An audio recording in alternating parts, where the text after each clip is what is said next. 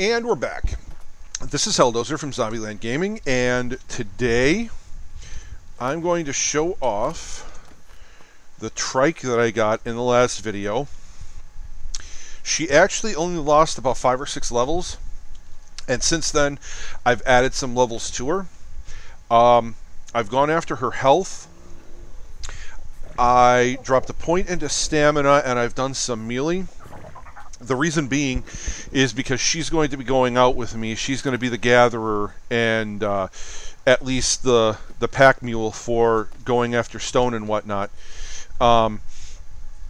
Everybody has been gaining levels off of the listros that I've gotten. I've actually gotten some turtle eggs and some dilo eggs. And I will go in here. So 3 males, 1 female, and I believe 2 males and 1 female for turtle eggs. That's what they've produced so far. I'm also dropping the poop in here. Now, the reason that I'm kind of a fanatic for the poop is we've also upgraded to stone a little bit on the floor. Since I got metal, I've been going crazy for that. I'm going to put 2 more here, and then another row of ceilings out here, and I'm going to build the farms. Now, the reason that there is so much poop is because when I plant the farms, I'm also going to plant a box, which I could have already dropped to start making fertilizer. I haven't done that. I don't really want to do that till I have the farms up, because I'm not sure where the boxes are going to go. So there's going to be poop inside the plots and poop cooking in the boxes, so that hopefully everything can grow. I can switch it out if it hasn't already disappeared and all that business. But also I wanted to talk about the house a little bit. So, and this is the wonderful little guy that's been sitting here since day 1. Now I'm going to go after him, but I only have 76 trank arrows. I'm not sure how many he's really going to take, but with a bow, Storm took around 42, I believe, and I have 76, so I don't really want to press my luck and run out of arrows and be running for my life from this madman. So we're going to let him walk around a little bit. But what I wanted to talk about in this video today was, as you can see, I said that my plan was to make this into a U. Now, the reason for that is because I'm going to put windows along here, and the dodos, which I have to tame, the turtles, the listros, the dilos, they're all going to go in this little courtyard that is going to be in here. Now, I like taming. I like having a bunch of dinos. I like having a bunch of kibble on hand for whatever reason, and yes, while it's single player, the stuff is probably just going to stack up in the refrigerators once I get him. It doesn't matter. The guy that dies with the most dinos and the most kibble wins. So I'm going to win, and that's how that is. So I ran into a problem. I couldn't drop the foundation because it would not attach to the ceilings that I have laid on the ground here. So what I did was I left the overall setup here so that you guys could see. I dropped a pillar here, and then I dropped another one on top of it. Now that pillar automatically set, and I just dropped that one in. Then I went 3 thatch over. I dropped this guy in first, the one up top. Now I set it to the highest setting it could go. There were 2 settings. It was up high or down low. I went high, then dropped another one in. Once this happens, this foundation automatically attached here. If I wouldn't have done this, it would have been a blind setting, and it would have been a pain in the butt, not only lining that up, but doing whatever I'm going to do with the wall here would have been a pretty big pain in the butt. Now, obviously that's going to get turned into stone, but the wall will hopefully, the way it looks down here, line up with the wall that I'm going to put on the foundation with the wall that's going to go on top of this wall.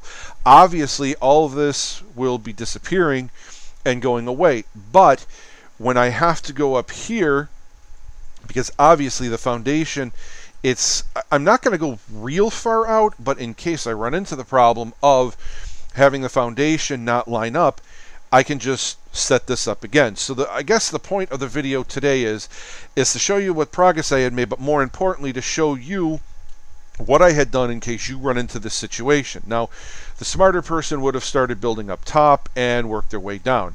But Dozer never does anything easy. It always has to be the hard way. So when you do things the hard way, you have to do things harder. So you come up with solutions, and this is the solution that I found with a little bit of help. Now, the foundations will attach straight across, and all I'll have to do is just put a little ramp on the inside. Now, I'm also going to go ahead at some point, I'm going to put the walls up high, I'm going to have the staircase inside, it's going to look all fancy and neat like. These boxes are not here permanently, they'll probably go against that wall. I'm going to put in a couple more forges, so that I could cook metal and do whatever as needed instead of waiting around for stuff. There will be more boxes. The fridges and stuff, I'm going to try to keep everything cooking, like the pots. When I upgrade to get the stove, everything's going to be kind of in one general area so I can get the most out of cooking the most whenever I do it. So by the time the next video happens, I'm going to have this blown out and hopefully the little U that I want made up. Until I really get going and get more of the base built, I'm going to probably line out here someplace with the wooden spikes. I'm going to show you a little trick that I've been doing. I'm sure that there's might be videos on it, but it's something that I've done since I've been playing ARK. And what you can do is shoot stuff out there, but let it come into the spikes. Now, that's a great story until it decides to run away. But I'm going to make kind of, not really a rectangle, like maybe a half moon kind of thing, where they come in, they go to run in a random direction, and they're just going to run into my spikes. So it serves kind of a double purpose. They're inside the spikes, they can't get to you while you're filling them full of arrows, but it also protects them while you're taming them. So should, say, an unhappy, what I like to call the chicken wings, those Therazine bird-looking things, which I absolutely despise and hate, decides he wants to come and make a little trouble, well, go ahead and hit the spikes, because guess what? I'm bringing you home too.